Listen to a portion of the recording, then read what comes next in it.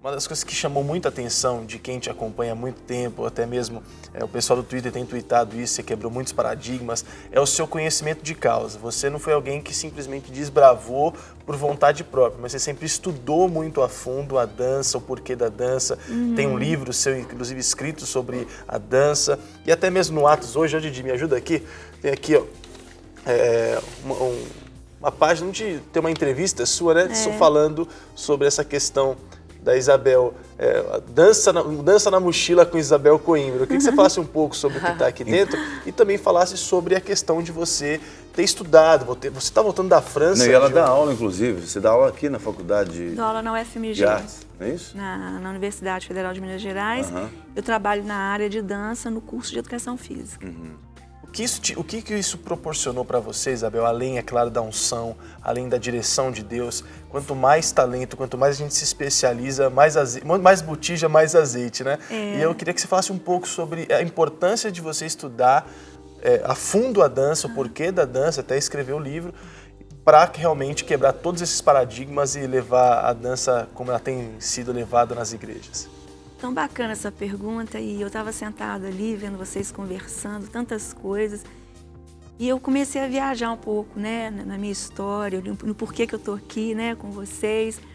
E uma coisa muito forte no meu coração, e que eu tenho muita convicção disso, que Deus não procura títulos, Deus não se importa com títulos, né? Deus se importa com vidas. E eu me lembro quando eu fiz o concurso na Federal para professora, eu já estava envolvida lá no ministério, no Mudança, ainda não tinha Diante do Trono, né? E quando eu passei nesse concurso, um professor que dava aula, ele entrou de licença e eu teria que assumir as aulas de dança folclórica, né? E é uma área que eu tinha muita dificuldade porque eu trabalhei e eu saí dela. Só que aconteceu, fui perguntar ao pastor Márcio, o que eu faço? Porque eu estava vivendo exatamente um limiar da minha vida de decisão. Se eu vivia integralmente a igreja, coloca isso entre aspas, porque o meu conceito disso mudou depois, ou se eu assumia realmente esse concurso, esse cargo. Fui conversar com o pastor Márcio e ele disse para mim assim, filha, você tem convicção de que Deus te direcionou até agora, em tudo que você fez? Eu falei assim, pastor Márcio, tenho. Ele falou assim, então, se Deus não te livrar disso, Ele vai te livrar nisso. Voltei para casa, fui conversar com o chefe de departamento e falei com ele assim, olha, essa disciplina, eu tenho que trabalhar como o outro professor fazia, os conteúdos, ou eu posso propor um projeto. Ele falou assim, a disciplina agora é sua, você vai trabalhar como você quiser. Eu posso fazer o que eu quiser? Pode. E aí eu falei, ok, e comecei. E foi tão incrível, porque a partir disso, muitas coisas eu fui aprendendo. A primeira coisa que eu fui confrontada foi com a minha própria religiosidade, sabe? E aí as coisas foram caminhando, foram evoluindo, eu já tinha um mestrado e tudo. E eu entendi que Deus estava abrindo para mim um campo missionário, né? E nesse campo missionário existe uma série de exigências. Você tem que ter, por exemplo, um professor hoje, no curso de 3º grau, ele tem que ter um doutorado, né? Então, enfim, para encurtar a história toda, eu ingressei no doutorado, no curso, numa área onde meu coração estava muito sedento de conhecimento, exatamente por causa de tudo isso que eu estou falando. Afinal de contas, o que a dança diz? E aonde isso foi me levar? Na linguagem. A dança é uma linguagem, mas cientificamente, o que prova que a dança é uma linguagem? O que prova que ela é um discurso? Então, para espanto de muitos, inclusive os meus colegas, eu fui para o curso de letras, que lá é que estuda a linguagem. Eu fui para a linguística, porque a linguística vai estudar a linguagem mais a fundo. E dentro da linguística, eu faço linguagem e tecnologia, porque eu comecei a trabalhar muito com o YouTube. Por exemplo, antigamente eu pagava muito caro num rolo de VHS, hoje é DVD. Hoje você tem tudo no YouTube, né? Então, vídeos históricos de dança, tem tudo lá. Então, eu comecei a trabalhar nessa parte de tecnologia. Agora, o mais interessante, voltando ao início da minha fala, gente, Deus, Ele é um cara de projeto, né? E ele vai juntando um quebra-cabeça, como essas coisas gostosas que a gente está vendo aqui. Você pode ficar à vontade, inclusive, tudo Isabel. tem. Ah, obrigada. Pão de queijo, Deus, pão de queijo. Depois de 1 ano sem pão de queijo. Então, assim, mas você vê que isso tudo é combinação é uma receita onde tudo vai encaixando e vai dando essas coisas perfeitas. Ainda que pra gente não faz sentido naquele momento. Né? Exatamente. Ou aí, não tem nenhum gosto, né? Por isso que eu estou explicando isso, para a gente chegar no bife, que é o Dança na Mochila. Muito bem, quando eu entrei no doutorado, eu apresentei um projeto que, então, é do palco ao YouTube, o enunciatário do espetáculo de dança. Ou seja, o que a pessoa que recebe esse texto, que transformação que gera, o que chega nele, que transformação. Porque eu quero saber que transformação, que acontece, né?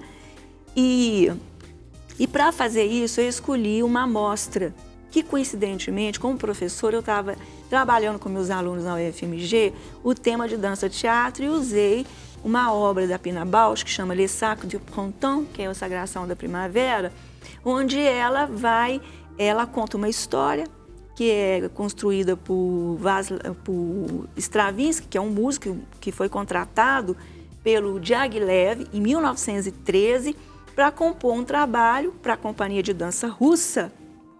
Olha que interessante essa vez, hein?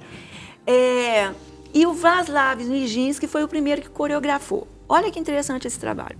2 atos.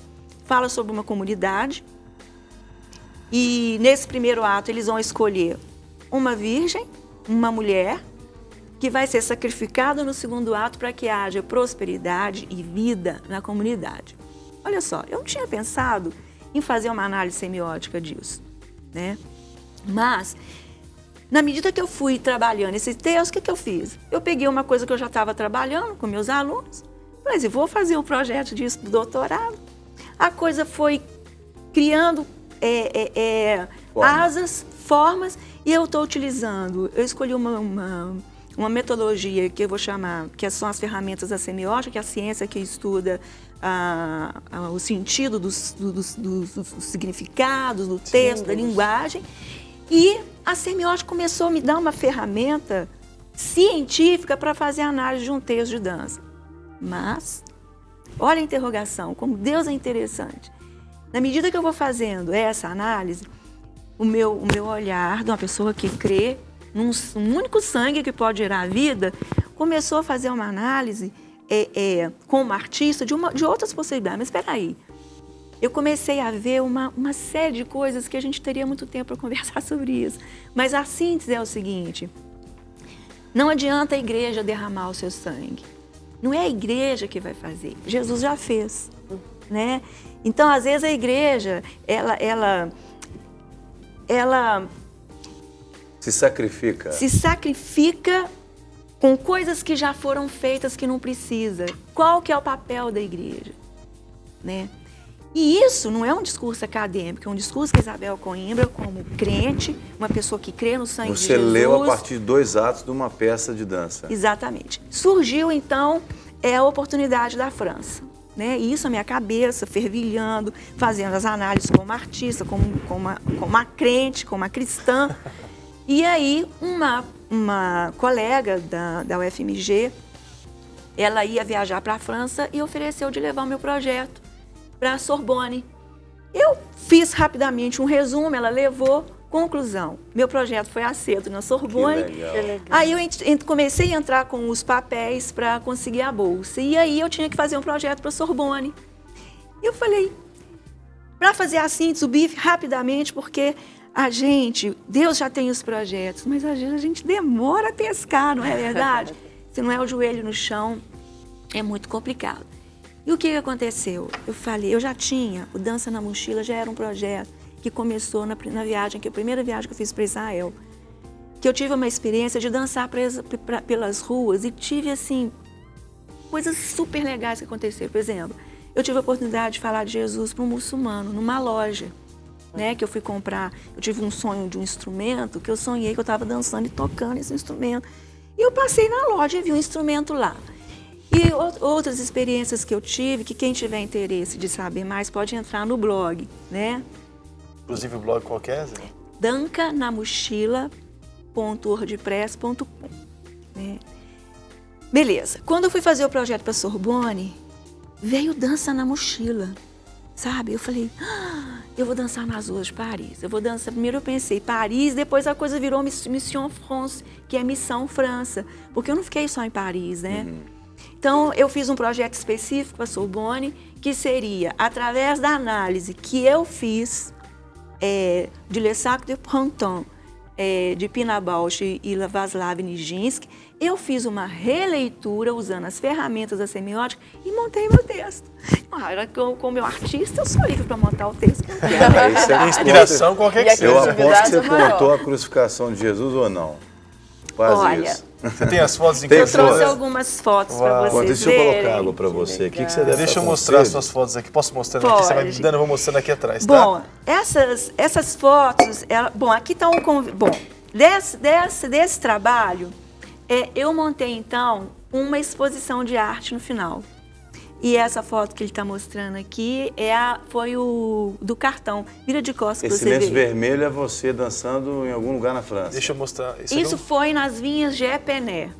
Mas lá é você com o Sou lenço. eu, Mas por quê? O que acontece? Você quer que eu vire, Isabel? É Pode isso? virar para o pessoal ver. É um convite, né? Voile dansant, que é o resultado desse O trabalho. que quer dizer voile dansant? É o tecido que dança. Olha que E ainda legal. tem aí um subtítulo que é état d'esprit, que significa o estado de espírito.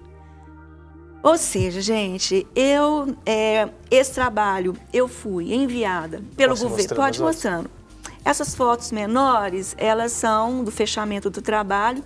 Le Sac de Printemps, Sagração da Primavera, tinha que ser num jardim na primavera. Né? Claro. E interessante que o projeto termina exatamente na primavera. Glória a Deus. Lá. Então, Deus é um sujeito de projeto mesmo. E então eu fui enviada pelo governo brasileiro, né, com uma bolsa pela universidade, e a Igreja Batista também de Alagoinha me enviou, né? O pastor Márcio teve um culto. Eu fui enviada no culto de mulheres. Eu estava lá no curso que o pastor E Márcio foi enviou. incrível, gente, porque eu precisava desse aval, né? Porque as coisas no reino espiritual elas são muito sérias, Sim. né? Porque o Dança na Mochila Essa é você, né? sou eu. Tá diferente né, na foto. Que legal. O Dança na Mochila, ele é um trabalho científico, mas ele também são atos proféticos em Sim. dança. São como orações que eu fiz. E olha que interessante, a semiótica me permite assumir os atos proféticos. Por quê? Le Sac de Printemps de Nijinsky e Pina Bausch também são atos proféticos. Percebe? Aham. São sacrifícios em altares. Sim. Só que de uma mulher. Eu estou falando do sacrifício no altar de Jesus Cristo.